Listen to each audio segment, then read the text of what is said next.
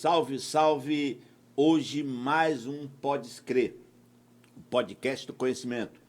Mês de março, mês dedicado às mulheres, e trouxemos para a roda, para a conversa no Pode Crer Gestão, nada mais, nada menos do que a secretária estadual das mulheres no estado do Piauí, Zenaide Lustosa. Já, depois da vinheta.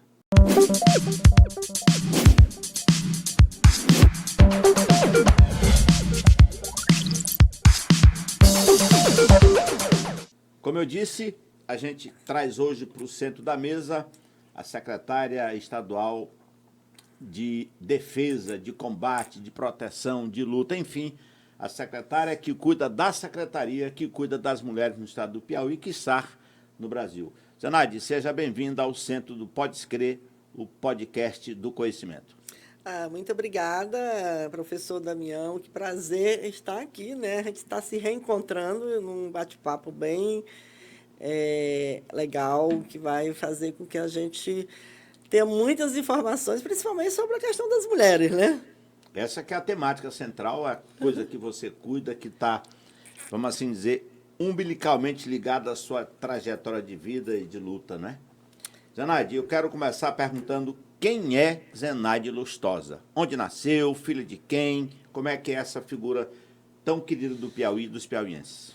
Olha, eu nasci em Teresina. Teresinense. Eu sou teresinense, mas muito cedo eu fui morar em União. A família da minha mãe é de União, certo? Minha mãe era professora e meu pai funcionário do Banco do Brasil. Então, aí lá eu passei minha infância em União. Mas antes percorri alguns outros lugares, né, como Teresina, Campo Maior. Meu pai também trabalhou em Campo Maior. E de União, nós saímos de União, fui morar em Bom Jesus, no sul do Piauí, certo? Depois voltei para Teresina, rapidamente, né, eu vou falando aqui, voltei para Teresina. Em Teresina nós fomos morar em Serra Talhada, em Pernambuco, a terra do Lampião, viu? Mulher dura também, né? Assim, em uma cidade assim, bem diferente da realidade que a gente tinha aqui na época, né? Principalmente na questão da violência. Assim, era bem marcante a violência no município na década de 80, começo de 90, né? E aí, de Pernambuco, a gente foi morar em São Luís, aí depois eu retornei para Teresina. Terminei minha universidade aqui em Teresina, na UFP, né? Fiz letras e tenho hoje, aliás, tenho um filho, né? É o Pedro Zeus, é historiador, viu, professor? Ah, é? Parece com você, Vamos viu? trazer o Pedro Zeus aqui para conversar. Ele mora hoje no Goiás. Certo, mas... Vamos fazer um podcast gravado, né, Guilherme, com ele? Pedro Zeus. Inclusive, assim, é um menino questionador, viu?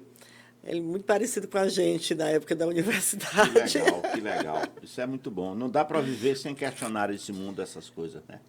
E assim, eu fico muito feliz. Eu gosto de colocar a importância do meu filho e do aprendizado, né?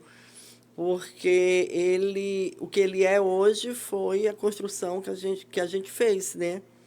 Foi a construção do social, construção do coletivo, da solidariedade, da justiça social. Então, assim, e ele representa isso, essa construção. Então, eu digo assim, eu criei bem meu filho, né? Quer dizer, se a gente tivesse que olhar para os filhos que a gente teve e ver como é que eles são hoje, a gente pode até se dizer, fizemos bem feito a nossa maternidade, o nosso esforço de paternidade, né? Porque às vezes, claro que é uma opção também, cada pessoa faz suas escolhas, né? E ele fez a escolha dele dentro do que a gente orientou, não digo orientou, mas do que ele vivenciou. Como uma das possibilidades, né? Como uma das possibilidades. Então, isso deixa a gente feliz, né? Assim, tá seguindo um passo, dá... Mamãe. Zenaide, e você tem quantos irmãos ou irmãs? Nós somos 5 mulheres, né? Eu sou a mais velha de 5 e tenho um irmão. Meu irmão é agricultor, ele mora no interior, na zona rural de União, e minhas irmãs todas aqui em Teresina, né? Ali em União a gente tem a Regina Souza, a gente tem o Antônio José Medeiros, tem o José Barros, né? Esse grupo todo ali gravita ali perto da Zenaide ali também, né? Inclusive assim, a Regina Souza é nossa vizinha. Ela está de um lado da estrada e eu estou do outro. Lá, né? Ali, ela está em Divinópolis e a gente está na EMA, né? Mas muito próximo, são coisa de 5, 6 quilômetros, né? Da comunidade à outra. E assim, eu queria. Você falou o nome do Antônio José Medeiros. Hoje, muitas pessoas, que talvez nem saibam, mas Antônio José Medeiros é irmão da minha mãe. Ah, tá aí. Hã? Eu, por exemplo, que sou muito conhecido no meio, não sabia disso. E tem uma coisa interessante, né? Por exemplo, hoje, quando a gente fala da questão do nepotismo, a questão que a gente vê crescendo no Piauí, se você for ver um deputado é filho do outro deputado, Muitos se ou do elegem com o prefeito. nome do pai. Com o nome do pai, com o nome do irmão, com o nome É. do avô, né? E eu lembro que quando eu me filiei ao PT, me filiei muito jovem ao PT, eu era a sobrinha do Antônio José Medeiros. E eu sofria, assim, naquele tempo o PT tinha muita rigidez nessa questão do parentesco, mas depois eu me tornei a Zenaide do PT. Tanto é que Não hoje, mais a sobrinha do Antônio Zé Medeiros. não mais a sobrinha do Antônio José Medeiros. Identidade própria, né? Tanto é que poucas pessoas hoje sabem da minha relação de parentesco com ele, entendeu? Isso é bom porque a gente acaba, como assim dizer, não que não seja bom ter pessoas na família do naipe do Antônio Zé Medeiros, não é isso. Mas a gente ter a identidade própria, é a Zenaide, com o CPF da Zenaide, com a luta da Zenaide, com a marca da Zenaide, né? Mas reconhecendo e conhecendo, né, o papel fundamental que ele teve na minha vida, principalmente política, Na né? formação. Na formação. Eu também, eu digo sempre, se tem duas pessoas que contribuíram bastante para a minha formação, uma se chama Regina Souza e outra Antônio José Medeiros, né? E, claro, eu fiz movimento estudantil, atuei no movimento estudantil, atuei no movimento sindical, no movimento partidário e no movimento de mulheres. Então, assim, eu sempre tive toda essa relação com os movimentos sociais. Zenaide, vamos agora, já que a gente conhece um pouco da Zenaide família, da Zenaide mãe, da Zenaide professora, chegou a exercer a profissão de professora? Um pouco, assim, tipo um ano só. Quando eu saí da universidade, eu ainda dei aula em alguns cursinhos, mas depois eu entrei na CEPISA, na época, hoje é Equatorial, né? E terminei, eu digo assim, trabalhava 8 horas. Então, aí você tinha a militância de movimento estudantil, movimento sindical, de partido. Não dava para ser professora? Não dava para ser professora. Zenaide, vamos agora conversar um pouco mais sobre a sua atuação como secretária dessa pasta extremamente importante, sobretudo no momento agora que a gente vive, que o Brasil tem números avassaladores, números absurdos com relação à questão do feminicídio.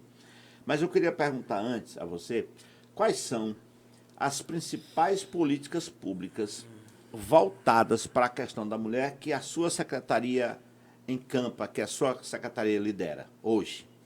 Olha, nós priorizamos nesses 4 anos, 3 anos, nessa gestão, o enfrentamento à violência e a autonomia econômica das mulheres, né?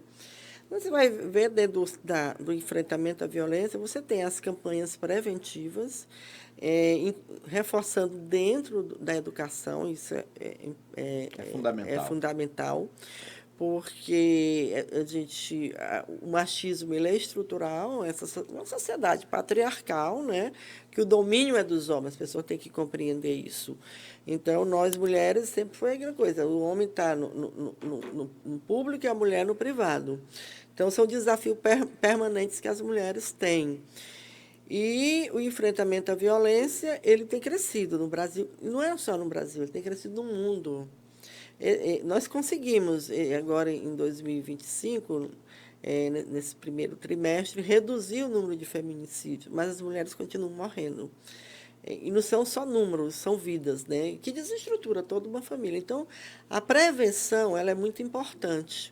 E dentro dessa prevenção, a gente trabalha dentro das escolas, como Maria da Penha vai nas escolas, né? fazendo a qualificação de os profissionais da educação, que não passa só pelo professor, pela professora, mas todos os profissionais, também dialogando com os alunos, é uma das políticas que a gente tem, principalmente agora em 2026, investido. E não só na rede estadual, mas também na rede municipal. E dentro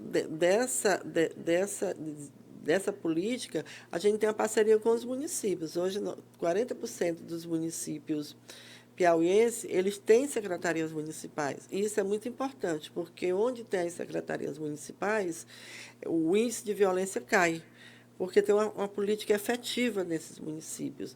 Então, assim, a gente avança, por exemplo, na intersetorialidade, e também trabalhando junto com os 3 entes federativos, o Poder Público Municipal, o Estado e o Governo Federal, né? Que isso possibilita que a gente avance. Certo?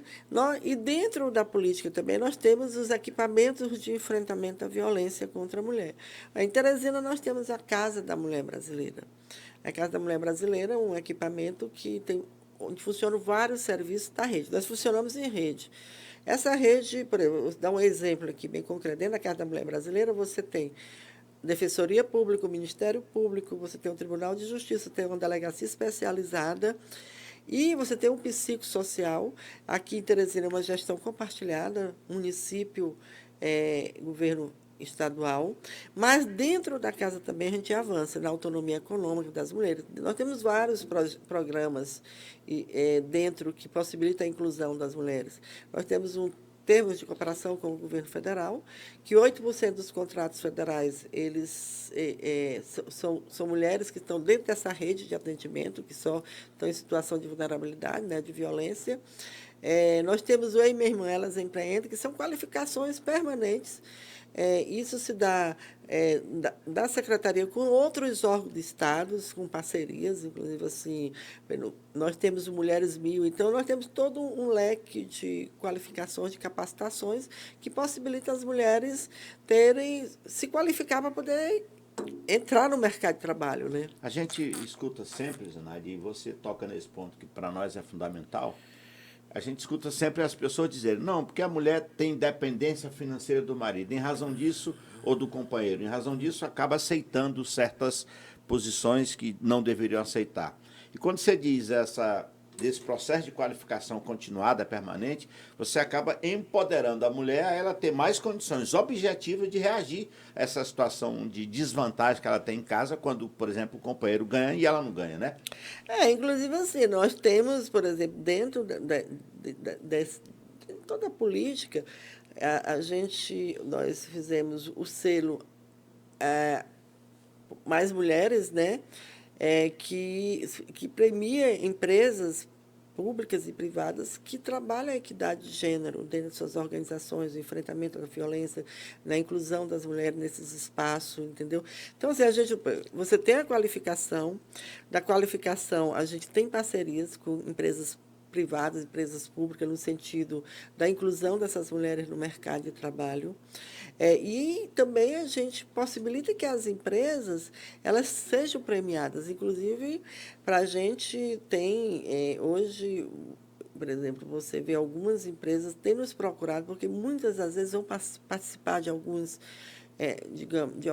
de contratações, e nessas contratações se exige que tenha algum trabalho voltado para as mulheres nessas organizações privadas, entendeu? Quer dizer, acaba sendo um dos indicadores para aquela empresa se apresentar como, vamos assim dizer, que está na causa, que luta por essa questão, né? Então, assim, você tem que trabalhar de forma integrada. Não dá para você trabalhar, por exemplo, você trabalha a violência, mas você trabalha outras políticas. Nós estamos agora, vamos lançar ainda esse ano, o Prêmio Literário Regina Souza, que é um prêmio voltado para as escolas estaduais que vão fazer produção em redação, artigo, textos, e a partir daí tem suas premiações, também voltado para sobre a política das mulheres. Né?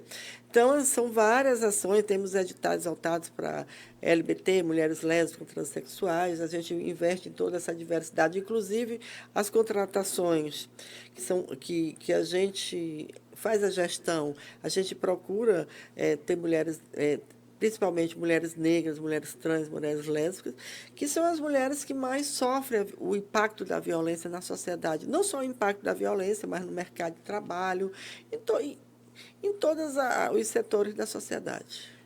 Zenaide, você citou aí, para nós é a certeza de que não há como errar se a gente faz uma política equacionada, articulada à educação, à escola, ao processo de formação. Quem está nos escutando agora e nos vendo, que é da área de educação, vai entender mais facilmente o que eu vou dizer aqui. A gente trabalha... Antigamente, a gente usava a ideia dos projetos político-pedagógicos. Hoje, a gente já amplia isso, a gente diz o P do pastor ou do padre, porque precisa se envolver na causa, lá fora. O P do pai e do professor. O P do porteiro, da portaria. O P do pátio. E aí a gente entra no projeto político-pedagógico. Quando todos esses P's falham, aí entra o P da polícia, o P de quem perdeu, o P da pressão. Então eu pergunto a você, você citou que mais ou menos 40 municípios no Piauí já tem secretaria municipal. 40%. 40%, corrigindo. A gente tem 224 municípios, é uma conta boa para a gente fazer aí. Então eu lhe pergunto, dá para identificar nos municípios do Piauí, onde a gente encontra situações de maior gravidade, ou não dá para perceber esses indicadores no campo dos municípios? Ou é possível dizer, aqui, por exemplo, vou dar um dado que a gente conhece bem.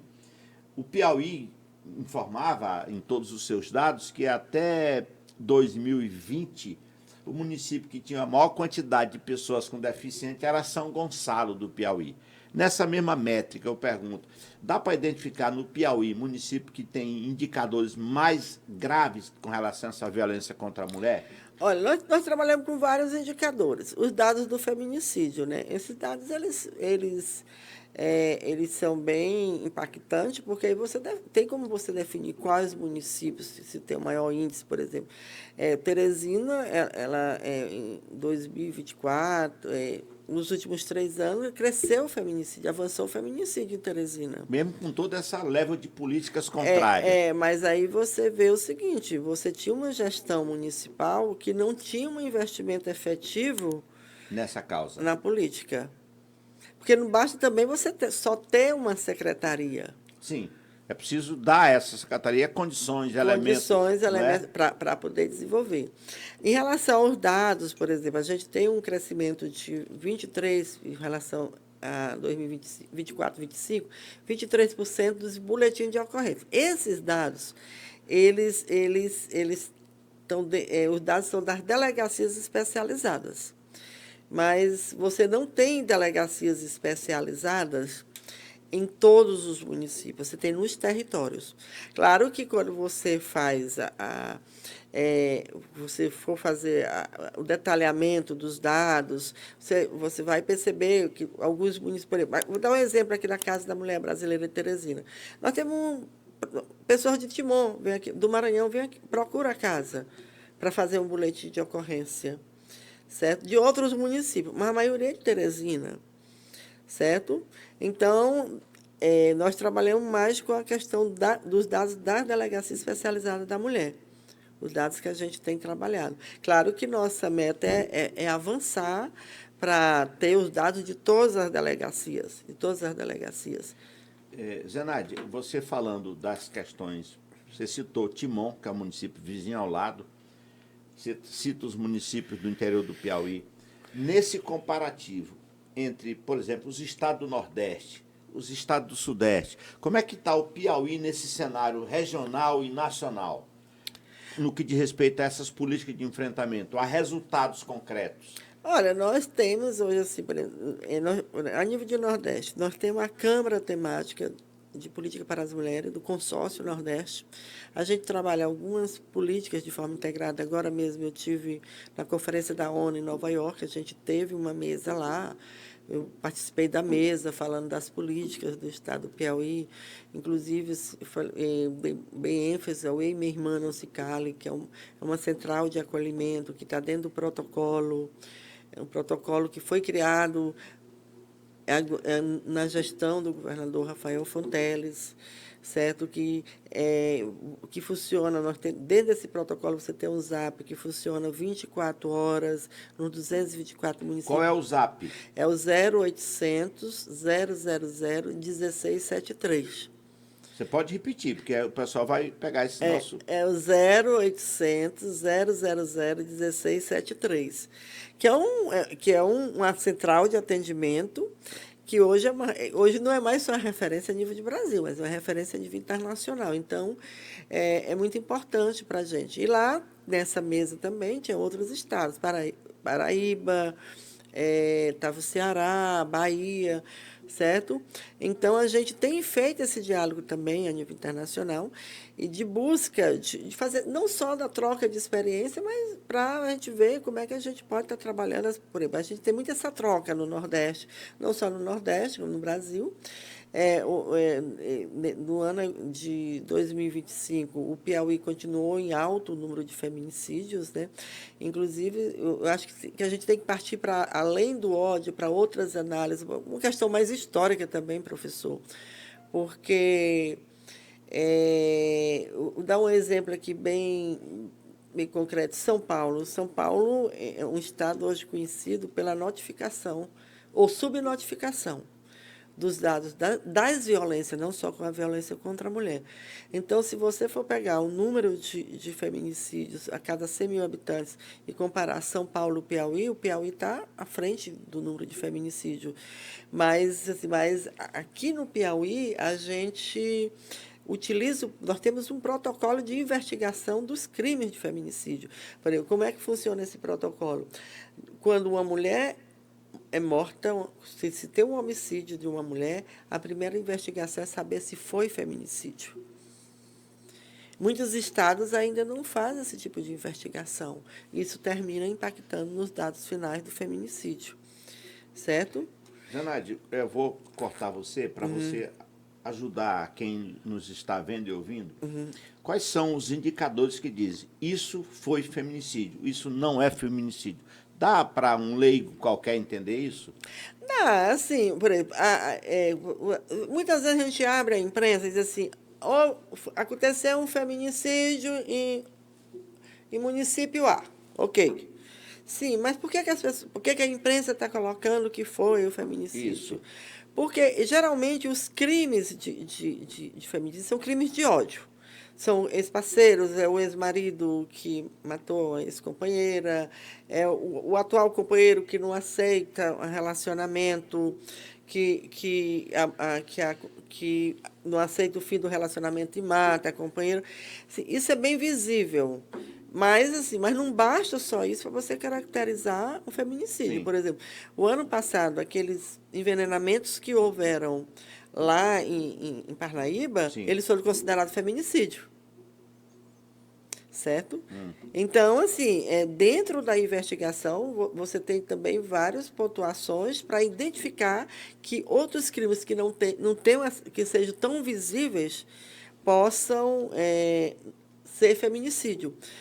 Eu não posso afirmar, eu digo sempre, mesmo eu vendo bem que eu saio daqui e vejo um homem matando uma mulher. Não, isso é um feminicídio, eu não posso afirmar isso. Você só pode afirmar depois que houver uma investigação. É para isso que existe a investigação. Você não pode estar... Então, mas o que é mais visível é esse crime de ódio em relação às mulheres. É o ódio mesmo. Você mata, por exemplo. E não é... E é um crime premeditado, é um crime planejado, entendeu? É um crime planejado e cruel. Ele se torna cada vez mais cruel. A gente vê casos, Zenaide, aí que o sujeito, por não aceitar o fim do relacionamento, mata a esposa, mata a mulher, mata os filhos, se mata. Quer dizer, é uma tragédia só, é uma coisa absurda que a gente está vendo. E quando você colocou a ideia da escola, eu queria voltar nisso de novo, porque se a gente, por exemplo, tem no currículo da escola, já desde os primeiros momentos da formação das crianças, porque a gente vê hoje uma outra questão que é muito séria, eu queria trazer para você refletir com a gente aqui, com todos que vão nos ver e nos ouvir, que, por exemplo, se a gente tem hoje políticas públicas voltadas para isso, se a gente tem hoje uma secretaria especializada nessa questão e um conjunto de outros órgãos articulados, o que explicaria a gente ter números crescentes de feminicídio? Será? Como é que a gente vai resolver isso? É educando as crianças? É só no... Enfim, Não, é muito complexo. a curto prazo é muito difícil, porque, por exemplo, como eu coloquei, você tem uma estrutura. E você desconstruir essa estrutura, você sabe, é um processo Construída secularmente. secularmente. Por exemplo, tem que ter investimento. Isso, para ter investimento, tem que ter orçamento também, né? Então, por exemplo, hoje, eu vou dar um exemplo. Hoje eu estava conversando com a vereadora, que foi nos procurar, e eu falando para ela assim, olha, por que você não investe na questão da educação, já que você ela é vereadora, é professora também?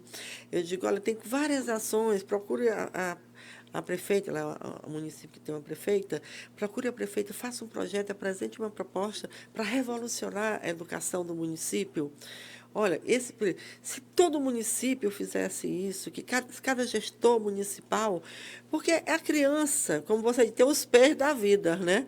Mas é aquelas crianças que têm que aprender o que é ser respeito. E nenhuma criança nasce preconceituosa, nasce assim. Ela aprende Justamente. assim. Pois é, então se você inclui na escola, inclusive hoje o governo federal, através do Ministério, é que tem na grade curricular do município, do estado, no ensino No ensino superior, fundamental e até... até o superior, disciplinas que possam já trabalhar essas dimensões com meninos e meninas, mulheres e homens, entendeu?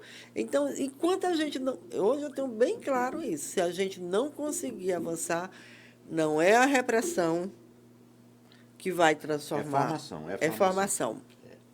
Renade, me diz uma coisa, com relação à literatura, o que a gente tem de obras... Por exemplo, eu vou fazer essa pergunta a você e já vou emendar outra, para a gente conversar aqui e você soltar a língua aí. Por exemplo, como é que anda essa discussão no campo das redes sociais? Os crimes cometidos na internet com relação à mulher. Como é que anda esse debate?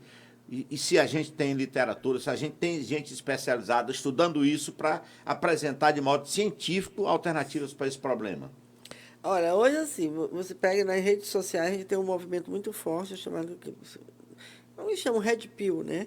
Que é um movimento que trabalha o ódio às mulheres. É aquele movimento que chega lá e diz, olha, a mulher tem que ficar em casa, a mulher não tem que trabalhar, a mulher tem que cuidar das crianças, a mulher não tem que sair, a mulher não tem que vestir essa roupa. É um discurso bem de ódio mesmo, assim. Mas o diferencial desses grupos é que são grupos monetarizados. O que é que vem ser esses grupos monetarizados? Porque alguém paga... Financia esses grupos. Está entendendo? E hoje, assim, isso se estende muito. Por exemplo, nós tivemos agora, também na conferência da ONU, teve uma mesa com o Brasil participando da violência digital contra as mulheres. Aí nós tínhamos lá países como o México, como a Colômbia, como o Chile, tinha vários países. Discutindo a violência digital contra as mulheres. E assim, tem eu digo orientação, mas o que saiu de lá? Gente, tem que regulamentar. Não dá para você ter uma rede social que você faz e acontece e nada te acontece. Não é questão de você... Não é censura. Não é censura, gente. Mas não dá. Por exemplo, você tem pessoas... Se alguém invade sua rede social, você passa, às vezes, um dia com a sua rede invadida, as pessoas utilizando do jeito que querem, bem entendeu? E essas pessoas continuam na rede fazendo isso. Então, você tem, sim, hoje, não só a nível de Brasil, a nível de Piauí, várias estudiosas, várias pesquisadoras que trabalham a questão... Não só a violência digital, você tem... Porque a gente sempre trabalha a violência doméstica, que são as violências que estão dentro da Lei Maria da Penha. Mas são várias as violências que vão trabalhar. A violência política, por exemplo. Muitas mulheres estão deixando de ser candidatas por causa da violência política. Sabe? E isso impacta na democracia. Sem dúvida. Impacta na democracia. Menos opiniões. E a questão da violência digital é a mesma coisa. Assim. E a violência política e a violência digital, ela se dá, por exemplo, principalmente para as mulheres que estão nos espaços de poder. Claro que, por exemplo, você vê, agora mesmo o governo, nesse mês de março, a gente lançou a campanha, né? Ei Piauí, não se cale, onde lá no videozinho que foi elaborado pela comunicação, está lá algumas situações de violências que você naturaliza. Por exemplo, às vezes você tem, que é bem comum hoje entre os jovens, e tem pesquisas que mostram isso, que hoje os jovens eles estão em alguns aspectos muito mais conservador do que as pessoas mais velhas, entendeu?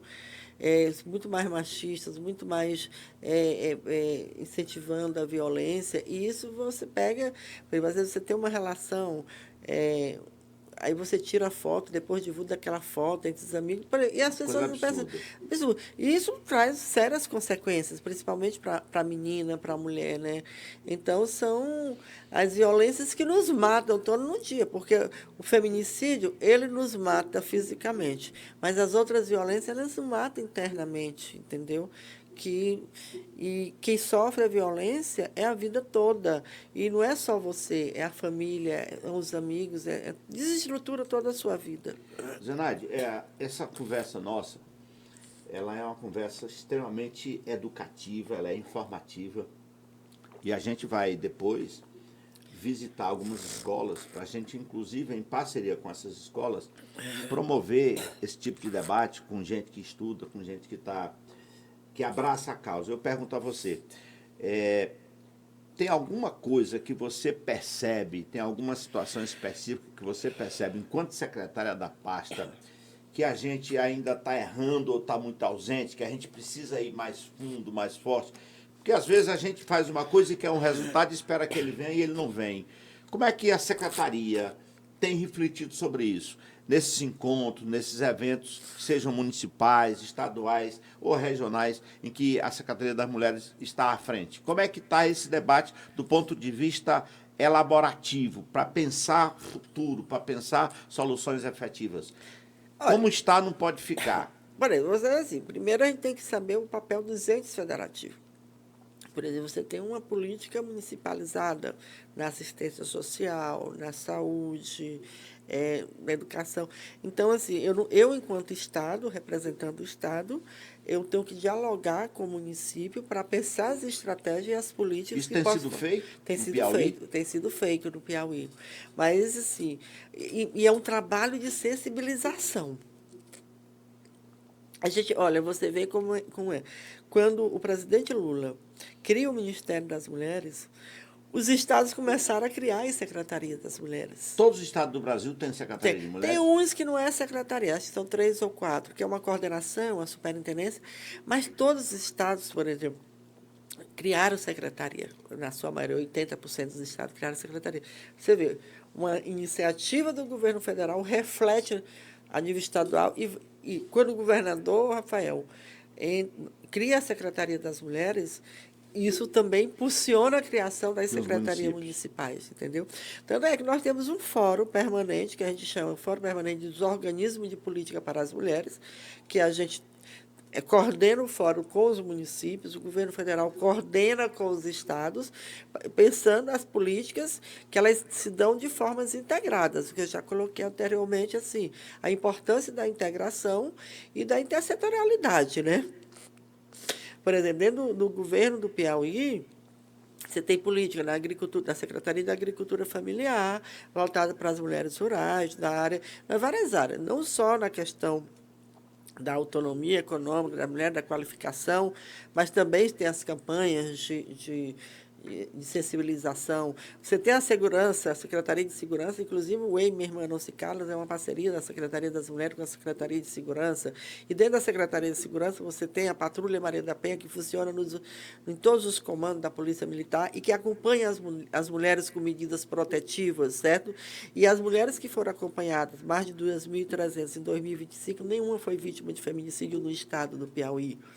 Isso é um número importante, né? Você tem as delegacias especializadas, que é uma em Teresina, nós temos 4, mas você tem uma mais em cada outro território, que atende as mulheres, que são delegadas mulheres, porque as vítimas de violência elas têm dificuldade de ser atendidas pelos homens, né? Hoje você tem... Mas a segurança, ela é proteção e é repressão.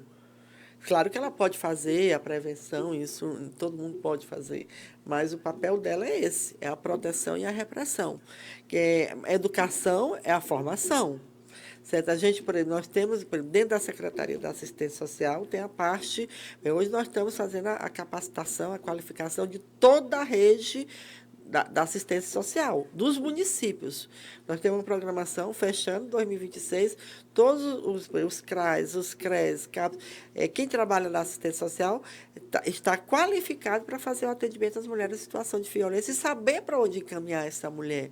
Certo? Nós temos os equipamentos de enfrentamento, nós temos a Casa da Mulher Brasileira em Teresina, nós temos o Centro de Referência Estadual da Mulher Francisca Trindade, ele a sede dele é em Teresina, mas ele dialoga com todos os municípios, com assistência social e psicóloga.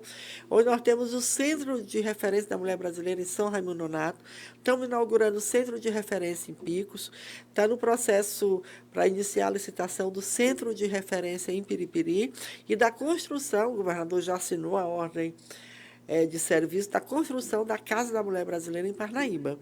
Então, assim, a gente tem interiorizado também as ações, como prevê já a Lei Maria da Penha. Então, não pode ser. E isso o Piauí tem avançado, certo?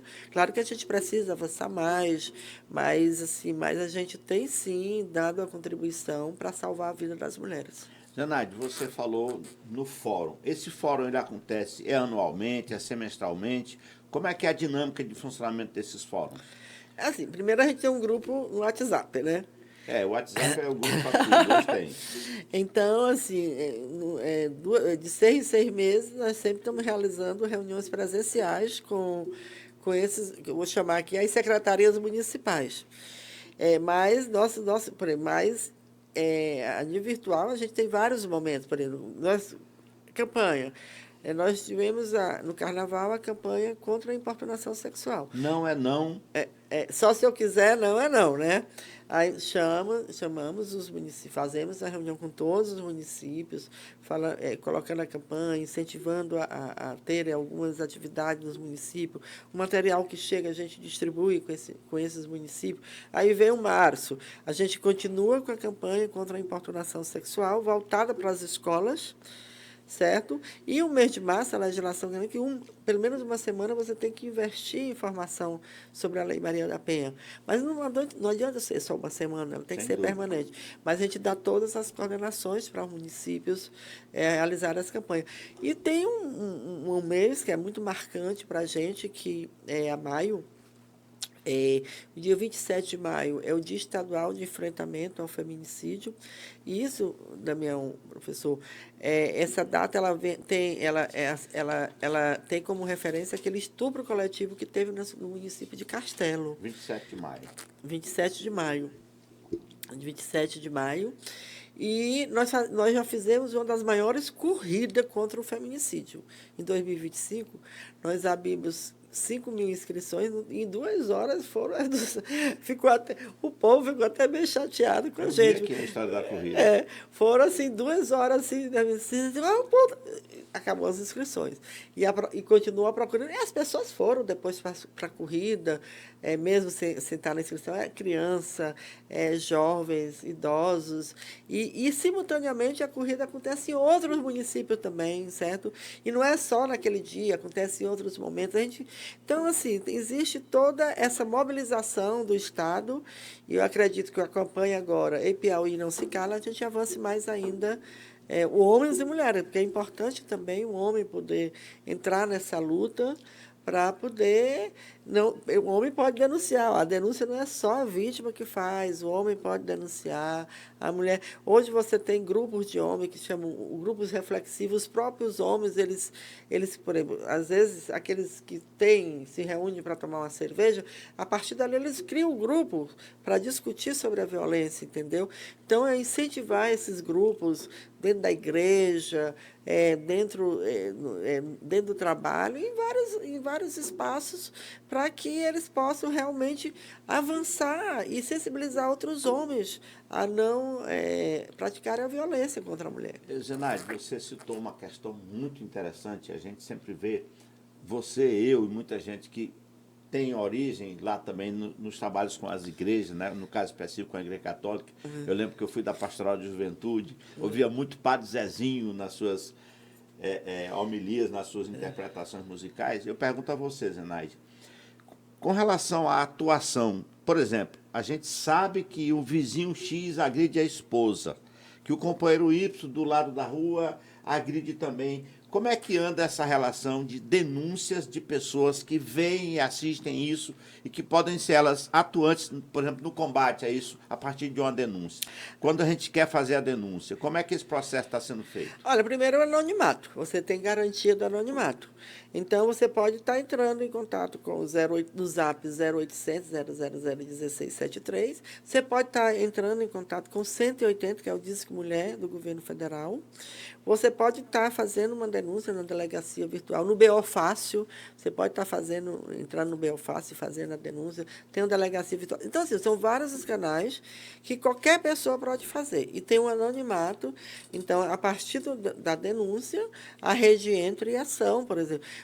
Às vezes acontece, por exemplo, você sabe que apartamento a gente escuta tudo o que acontece do apartamento do vizinho da vizinha, né?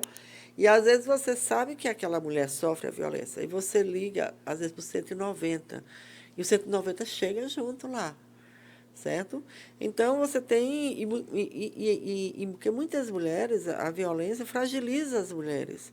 Elas impactam na saúde mental dessas mulheres e muitas têm dificuldade de fazer a denúncia. Então, às vezes, elas precisam de ajudas. Porque a sensação que a gente tem, Zenaide, me permita fazer essa interrupção, é que muitos homens não se intimidam. A gente vê em casos em elevadores, no meio da rua, em todos os lugares que eles querem agredir, eles agridem.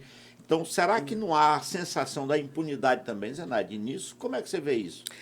Assim, eu reforço nessa questão mesmo da estrutura, né, da relação de poder, certo? Da relação de poder. Quando eu coloco que o feminicida, ele planeja a morte da mulher, o feminicídio da mulher, é com muita crueldade. Por exemplo, não é só a morte, é a crueldade daquela morte, entendeu? É a crueldade. É quase como alguém que quer dizer para a sociedade que está fazendo em razão disso. E tem uma coisa, às vezes a pessoa diz, essa pessoa ela é doente. Não, ela não é doente. Ela é, como é que se diz, fria. Ela planeja, é um calculista. Ela não é doente, gente, entendo isso. Ela é fria. O machismo dela que não permite que ele respeite a mulher, que não respeite o rompimento da relação, certo? Então, assim, mas você tem, esse ano nós fizemos 11 anos da lei do feminicídio, né? Foi 9 de março. Então, assim, nós temos avançado na legislação. E tem também agora, inclusive o próprio judiciário também, ele tem trabalhado a nível nacional, a nível estadual, no sentido de sensibilizar quem julga, né? Que são os juízes. Porque muitas vezes a gente vê algumas medidas esdrúxulas, né? A gente viu recentemente aquele juiz do Rio Grande do Sul, coisa mais imoral, o sujeito absolver alguém dizendo que havia um consentimento, inclusive familiar, que aquela era uma relação que a família conhecia e permitia. Absurdo, menor. Mas a gente avança, por exemplo. Eu lembro assim que a gente recebia muita denúncia assim, eu fui na delegacia e a pessoa que me atendeu lá, não, volte para casa, né? Isso é normal. Hoje você não escuta isso, entendeu? Então, assim, é todo um trabalho é um trabalho de construção mesmo. E é uma coisa profissionalizada, não dá mais para ser amador quando a vida está em jogo. Então, assim, agora é importante também o Estado e sociedade, porque o Estado sozinho ele não está dando conta de romper esse ciclo da violência em relação às mulheres. Então, por isso, o chamado do presidente Lula de os homens abraçarem essa causa do enfrentamento à violência para que as mulheres continuem vivas. E nosso governador também faz o mesmo chamado, certo? Para toda a sociedade, que a responsabilidade da violência não é das mulheres. O problema da violência não é das mulheres, gente, é dos homens. Zenaide, eu queria pegar com você aqui, você tocou num ponto, o problema é dos homens.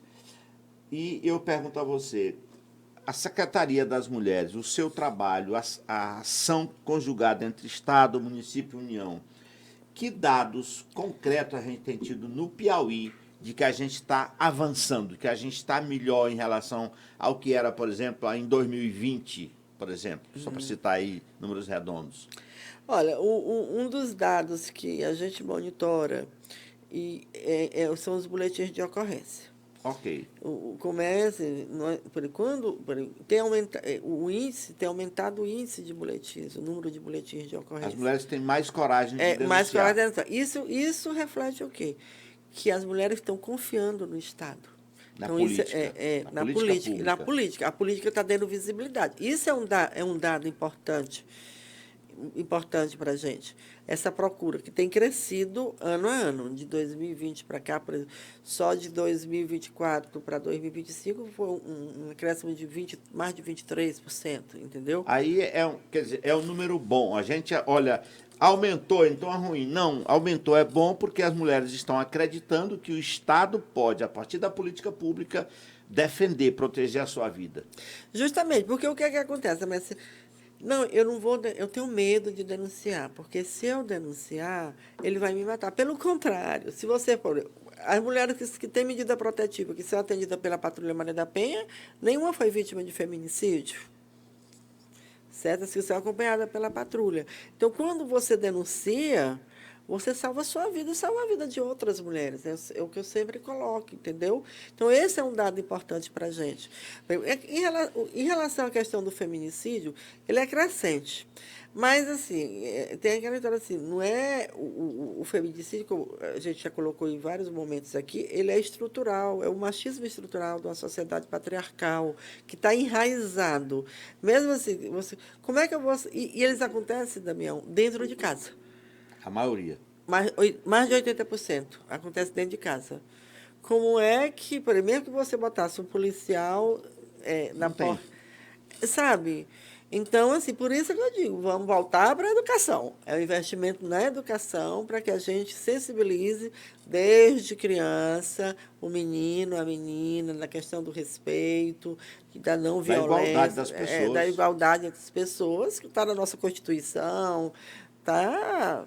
e só a gente colocar em prática isso, né? Nádia, a gente tem trazido até aqui o nosso bate-papo para uma campanha, para uma ação política, que é também pedagógica, da Secretaria, para combater esses dados de violência, essas ações machistas de violência.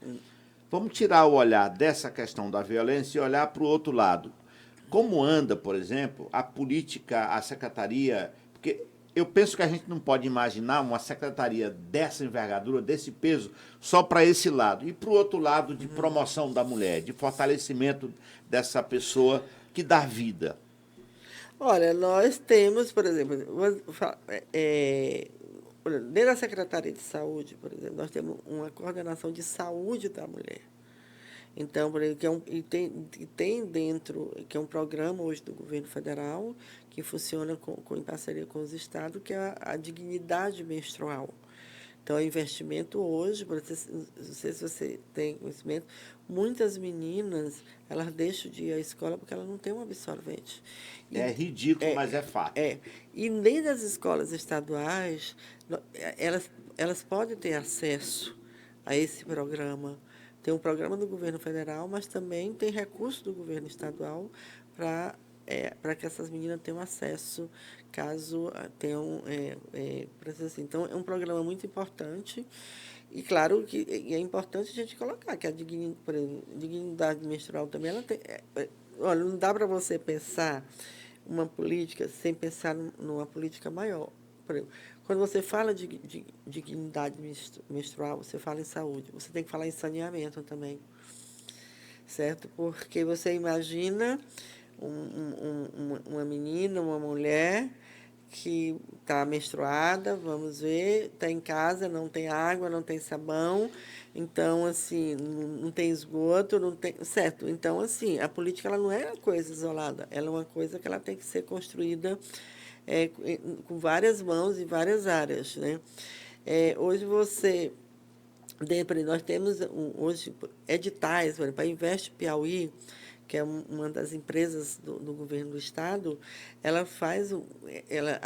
tem a abertura incentivando as mulheres a entrarem, startups, fazer esses investimentos na questão de contratação de mulheres, de avançar as mulheres nos negócios. Então, assim, isso é uma outra política que o governo tem investido, e a gente da secretaria também tem. Como nós somos uma secretaria nova, nós estamos engatilhando ainda nesse processo do edital, mas nós já vamos lançar agora nosso terceiro, mais 2 editais, né, justamente voltado para. Aliás, nosso segundo edital voltado para a autonomia econômica das mulheres. Voltado que são projetos pequenos, mas que podem transformar a vida das mulheres. Né? Dentro por exemplo, da assistência social, você tem também uma carreta que faz a qualificação. A gente tem utilizado em parceria a questão da carreta para qualificar as mulheres não nas comunidades, nos municípios, entendeu? Nos vários cursos que podem estar avançando. Mulheres 1000, que hoje tem a gestão da Secretaria de Educação e do IFP, a gente tem parcerias também na questão da qualificação das mulheres. E a partir dessas qualificações, a gente avança para a inclusão dessas mulheres no mercado de trabalho, dentro dos vários programas que a gente trabalha em parceria com a iniciativa Zenaide, privada. a gente falando de qualificação, eu quero te fazer uma pergunta que talvez seja muito fácil ser pensado para quem está do outro lado, mas eu pergunto, essa questão do feminicídio, ela tem maior gravidade nas camadas populares, nas camadas pobres, entre negros? Como é que essa dinâmica é interpretada pela Secretaria para desenvolver essas políticas? Por exemplo, no campo das mulheres brancas, ricas, classe média alta, dá para fazer esse pente fino assim e dizer, ó, aqui é mais forte, por isso? É possível, Zenaide? Olha, a maioria das mulheres vítimas de feminicídio são negras, pardas e negras, mais de 80%. Quer dizer, esse é um caso, então, muito sério, a gente sabe que é porque a gente vai nas cadeias, tem mais negros, tem mais pobres da periferia. Então, a classe pobre no Brasil tem se submetido a essa mazela de estar sempre atrás em todos os processos. Só a educação pode corrigir isso mesmo, não tem jeito. Eu acredito, olha, porque assim, por exemplo, a questão da violência ela está em todas as classes sociais. Se você for, por exemplo, os dados demonstram isso, né? Através dos boletins de ocorrência, porque lá quando a mulher procura, você tem um formulário que você sabe a renda da mulher, todas as classes sociais. Eu não posso te dizer com precisão aqui o percentual. A gente não tem, foi até bom você lembrar que eu vou ver se a gente já inclui no nosso observatório esses dados. Tem um observatório. Nós temos o observatório da mulher piauiense. A gente tem trabalhado com dados dos municípios da segurança pública. Agora a gente vai avançar para outros dados. Eu acho muito interessante ver a questão socioeconômica dessas mulheres que estão no ciclo de violência. A gente sabe que ela dá em todas as classes sociais, não tem diferenciação. E o feminicídio, também ele se dá em todas as classes sociais, certo? Você não tem como dizer assim, por exemplo, mas pelos dados que a gente tem, o maior dos feminicídios são nas pessoas mais pobres. É porque alguém de classe média, que tem uma certa escolaridade, que conhece mais as coisas, sabe se defender melhor. Mas tem muitas pessoas de classe média que sofreram feminicídio. Por exemplo, porque às vezes não é a questão, por exemplo, você fala assim, a classe média, por exemplo, o ciclo da violência, se você... a gente que convive no dia a dia, eu não vou falar cientificamente aqui alguns dados, mas a gente que convive, muitas mulheres que, inclusive, trabalham com a violência, sofrem a violência doméstica e não conseguem sair desse ciclo de violência. Que coisa, rapaz. Nós já tivemos, assim, eu já tive experiências. Não dá para dizer casa de ferreira e espeto de pau, porque não é, mas como é que alguém trabalha com isso, estuda isso e sofre isso e não rompe esse ciclo? Algumas conseguem romper, mas outras não, certo? Às vezes porque é difícil para você se conhecer dentro dessa violência. Sabe, você acha que nunca é com você, certo? A gente escuta sempre psicólogos, delegados falando, um empurrão, uma fala mais grossa, não sei o quê. Quais são os sinais que, via de regra, você, como secretária dessa pasta tão importante, detecta nas conversas com as pessoas? Olha, primeiro é o seguinte, assim, quando você fala no caso, você lembra de algumas delegadas, acho que 2 ou 3, uma da Bahia, eu não me lembro dos outros estados, delegada da mulher, que sofreram feminicídio. Então, você vê que É muito séria a questão. então, é o seguinte, e a questão da violência, você não chega aqui hoje assim, eu vou matar essa mulher amanhã. Não é assim. É todo um processo. Você começa com pequenas situações que você não consegue romper. Não. Eu tenho uma mas você chega e dá um empurrão. Desculpa. Não, ele só deu um empurrãozinho. Rapidinho, desculpa, está muito bem. Aí no outro dia, ele, não, é porque ele estava bêbado. Sabe, são esses indícios assim que muitas vezes a mulher não quer compreender que é a roupa. Você não pode vestir essa roupa. Você não pode sair com seus amigos. Me dá aqui teu cartão, o que foi que tu gastou? São coisas pequenas, entre aspas, aparentemente, que as pessoas acham que não é nada demais. Não é porque ele está com ciúme. Ciúme nada. É a questão da relação de poder. Acha que tem poder, entendeu? Você citou um ponto aí, Zenaide, eu queria provocar de novo essa. Qual a relação disso direta com o alcoolismo? Você falou, estava bêbado. Já tem dados sobre isso? Enquanto as pessoas bebem, isso agrava, não bebeu. Tipo, período de carnaval, tem mais esse tipo de situação? Não, tem um dado que isso é quarta-feira, que é dia de jogo, aumenta o índice de violência contra as mulheres. Quer dizer, os estudiosos têm essas pistas. Por exemplo, quarta-feira, geralmente final de semana, e a questão da bebida, ela alimenta a violência, entendeu? É um elo que pode incentivar a violência. Claro que é só incentivar, a violência ela já vem sendo praticada, é um processo. Não, ele bateu na mulher, digamos, vamos ser bem popular, ele bateu na mulher porque ele estava bêbado. Não, ele não bateu na mulher porque ele estava bêbado. Ele bateu porque ele é machista. Tem aquela cultura da violência dentro dele, é machista. E a ideia da bebedeira foi só, vamos assim dizer, um start para aquilo. Justamente. Então, é isso que acontece. Você tem que perceber os sinais da violência e correr para sair desses sinais, principalmente no início das relações. Eu vou pegar, Zenaide, pode até não parecer, mas nós já estamos com 1 hora de bate-papo aqui. Você acredita? Coisa boa, quando a conversa é assim, anda rápido. Eu tenho um amigo cardiologista que ele diz assim, mude de vida para não ter um infarto. Não ter um infarto para mudar de vida. Ele sempre diz isso, doutor Luiz, nosso amigo. Eu pergunto a você, como secretária dessa pasta tão importante, que conselhos, que orientações você daria para as mulheres que nesse momento estão nos vendo e ouvindo e que são vítimas desse processo, mas que ainda não tiveram coragem de startar e dizer, olha, eu estou passando por isso. O que você diria para essas mulheres? Que são muitas, infelizmente. Olha, você me fez uma pergunta, eu me lembrei, digamos, de outras gerações antes nossas, assim. Olha, ruim com ele, pior sem ele. Hoje eu digo assim, antes só do que mal acompanhada. Aí, sem dúvida. Porque às vezes, tem muitas vezes isso, as pessoas não querem ficar sozinhas e ficam naquele ciclo. Não, quando eu digo ciclo de violência, aqueles mal-estar. Não, vamos ficar sozinhos. Não, gente. Olha, a qualidade de vida, sua paz, sua tranquilidade é muito mais importante do que qualquer relação abusiva, certo? E as relações abusivas, elas te maltratam, elas te deixam infeliz. Então, você não pode... E como isso repercute nas crianças, nos filhos? Justamente. Não, os filhos da violência, eles levam a marca, porque isso é uma reprodução. Se seu avô pratica a violência, seu pai vai praticar, o filho vai praticar, o neto vai praticar, é todo um processo de reprodução, entendeu? Então, assim, a gente...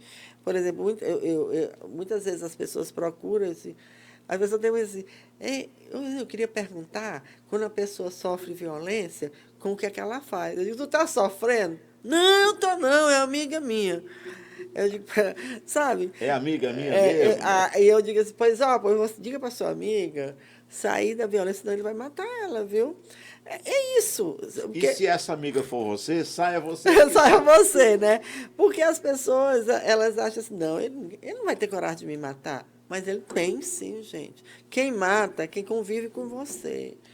O feminicida o que pratica o feminicídio é aquele que você viveu 10 anos, 15 anos, 20 anos, 1 ano, 2 anos. É aquele que tem uma relação com você. Não é lá de fora que te mata pelo simples fato de ser mulher. É porque ele acha que é dono de você, dono do seu corpo, dono da sua roupa. É isso que leva. É um ódio que tem por você ser mulher. Engraçado, Zenaide, você citou aí duas coisas, eu queria relembrar. Tem um conceito antropológico de escravo, que escravo é aquele que não é dono de si, não é dono da sua produção e não é dono nem do que pensa. É um conceito que era levado ao escravo no Brasil colonial. Eu acho que é um pouco isso, não é? O homem acha que é proprietário da mulher, é proprietário do que ela pensa, é proprietário do... É um pouco essa cultura colonial que o Brasil traz em si e que até hoje permanece. É uma cultura bem colonial mesmo, por exemplo. Tanto é que quando você vai discutir, nas discussões que tem sobre a questão dessa estrutura patriarcal, você retoma a questão colonial, né? O colonialismo Implementado por Portugal já é, no século XVI. e que está dentro dessa estrutura realmente. Você não pode. É isso que você coloca é uma realidade. O homem ele acha assim, não. Por exemplo, quantas mulheres abandonam as amigas? Não. É claro que o cara vai inventar. Ué, você vai sair com aquela moça, com aquela sua amiga é isso. Sei lá. E às vezes você termina entrando nessa linha de raciocínio, cara. E você não percebe que ele está querendo lhe afastar das pessoas, porque ele tenta afastar você das pessoas, não só dos amigos, da família, certo? São várias situações. A gente poderia colocar situações e mais situações, entendeu? E para quem tem filho, principalmente, claro que muitas vezes a mulher não sai do ciclo porque não tem renda, assim, tem medo de denunciar. Se eu for denunciar ele for preso, quem é que vai trabalhar para dar comida para os meninos, para as meninas, certo? Mas você tem que procurar alternativa. Ah, não tem renda? Vamos ver, procure, veja como é que alternativas se tem para construir esses espaços, procure ajuda de amigos, da família, porque às vezes também não muitas famílias, às vezes, por exemplo, essa semana mesmo, a semana não, ontem, foi hoje, uma pessoa ligou assim, porque uma relação, a família está a favor do cara, porque ele tem dinheiro, certo? Às vezes a família também, ela não acolhe a mulher, ela prefere acolher. São situações e várias situações que a gente poderia estar colocando aqui. Pronto, pois eu vou pedir a você o seguinte. Agora, você que está nos vendo, nos assistindo agora, fique ligado que a nossa secretária vai dizer coisas importantes, ainda mais do que já foi dito aqui, porque eu estou perguntando, Zenaide, o que a secretária e a secretaria dizem para as demais secretárias e secretarias do interior do Piauí, o que você diz para as mulheres que estão nessa luta, às vezes inglória, sozinha, sem o apoio da família, e, finalmente, o que seria a política pública no Piauí se não existisse essa secretaria que você hoje ocupa tão bem, com tanta vontade, com tanta dedicação e com muita identidade? Que recado você dá para quem nos vê, nos escuta agora? Eu vou começar pelo final. Você imagine que não exista A a Secretaria das Mulheres. Secretaria das Mulheres. Existe, vou dizer, só a Secretaria de Segurança Pública, digamos. E aí? Qual era a política que a Secretaria de Segurança Pública Tinha voltado para teria voltado para as mulheres? Certo? Digamos que não existe a Secretaria das Mulheres, só existe a Secretaria de Educação, certo? O que a Secretaria de Educação poderia incentivar, alimentar, desenvolver voltado para as mulheres? Fortalecer, né? Porque toda a área, seja assistência social, seja segurança, educação, tem alguma coisa para as mulheres. Mas se não houvesse uma Secretaria das Mulheres para formular as políticas, para discutir as políticas, para planejar, para monitorar, sabe, para dialogar com as outras secretarias, para melhorar, inclusive, as políticas, para avançar mais nas políticas, a gente ficaria num vácuo. Isso é só a gente fazer uma retrospectiva de quando não havia uma Secretaria das Mulheres, quando não havia uma coordenadoria. Em relação aos municípios, assim, eu digo assim, sem os municípios a gente não tem razão de existir. Por isso, a importância da gente fortalecer cada vez mais laços com municípios, pensar estratégias e políticas voltadas para as mulheres, principalmente a nível local. E uma coisa muito importante, a gente correr para buscar orçamento, né? Porque a gente, por exemplo, às vezes a deficiência, a falta do orçamento dificulta muito o funcionamento das secretarias dos municípios, às vezes dos estados, até do governo federal. Sem dúvida, tudo tem que ter orçamento. Tudo tem que ter orçamento, né? E para as mulheres que estão nesse caso, eu digo sempre, a gente tem uma rede de acolhimento às mulheres, certo? Que acolhe todas as mulheres em situação de vulnerabilidade. Nós, não só de violência, mas você tem uma rede de assistência social que tem vários programas voltados para as mulheres em situação de vulnerabilidade. Você tem programas que fortalecem essas mulheres na questão da renda. E você, na rede de enfrentamento à violência, você tem um acolhimento e tem canais que podem te ajudar a te fortalecer. Como aí o Ei Minha Irmã Não Se Cale, que é o ZAP, que funciona 24 horas nos 224 municípios, o 0800 000 1673. E eu digo, quando você silencia você e silencia outras mulheres, então a importância de você estar procurando ajuda. Você tem o 180 do governo federal, que nós, no Piauí, somos o ponto focal. Chega lá, volta para a gente fazer os encaminhamentos necessários da denúncia ou da reclamação ou da sugestão que foi encaminhada por 180, referente ao Estado do Piauí. Só em 2025 foram mais de 11 mil acessos de mulheres do Piauí ao 180 do governo federal. Você tem os CRAs, os CRES dentro dos municípios, que você pode estar procurando a gente, os postos de saúde, porque a saúde também é uma porta, está dentro da rede, é uma porta de entrada, que muitas vezes as mulheres, talvez seja o único lugar que as mulheres tenham para procurar ajuda, entendeu? Então, são vários os espaços, os canais que você, tanto presencial como virtual, como telefone, da internet, que você pode estar procurando delegacia oficial, você tem o Beofácil, então são várias as políticas que você tem para acolher e a proteção às mulheres, né? Então é isso, a mulher piauiense não está sozinha, a mulher piauiense nunca foi tão olhada, observada como está sendo agora, porque tem uma secretaria que é comprometida com essa causa, e a gente se despede da nossa secretaria, dizendo assim: salve, salve o Piauí, que tem uma secretaria comprometida com a causa das mulheres. É causa das mulheres, é causa do Pode Crer, é causa nossa. Muito obrigado e até o nosso próximo encontro. Vamos brindar aqui a Secretaria das Mulheres, a política pública em benefício das mulheres nesse país, nesse Piauí.